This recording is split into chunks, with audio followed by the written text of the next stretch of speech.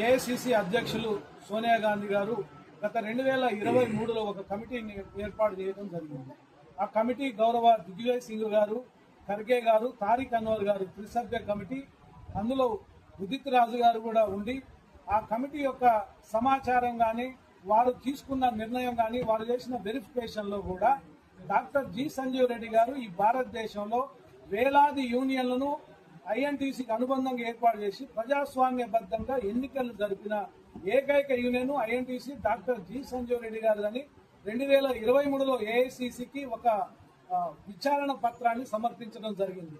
దాని ద్వారా ఏఐసిసిలో సంజీవ్ రెడ్డి గారు నేటికి కూడా వారు సిడబ్ల్యూసి మెంబర్ గా ఏఐసిసి గుర్తింపు ఇచ్చింది. ఇది నిజమైన ఐఎన్టీయూసీ. అంటే కొంతమంది వాళ్ళ యొక్క వాదనలు పసలేనివి, వారికి ఎలాంటి ఏఐసిసి నుంచి లేదు. ఇప్పుడు మీ ద్వారా ఇక్కడ తెలియజేస్తున్నాం, ఏఐసిసి వెబ్సైట్ మీరు ఓపెన్ చేయొచ్చు. ఆ వెబ్సైట్ లో ఫ్రంటల్ ఆర్గనైజేషన్స్ ఏఐసిసి అని ఉంటది.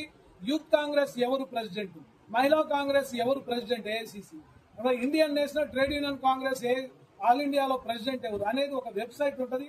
దాన్ని గుర్తించి మీ పత్రికా విలేకరులు, ఎలక్ట్రానిక్ మీడియా వారు కూడా దాన్ని మీరు వెబ్సైట్ ఓపెన్ చేసి మీరు దాన్ని నిర్ధారణ చేసుకుంటే బాగుంటుందని సవినయంగా వేడుకుంటున్నాను.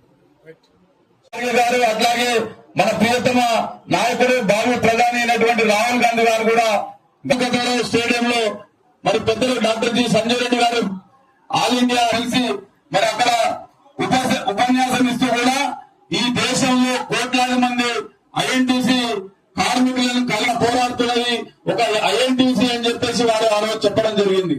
అట్లాగే మరి కాంగ్రెస్ ఈ ప్రస్తుతం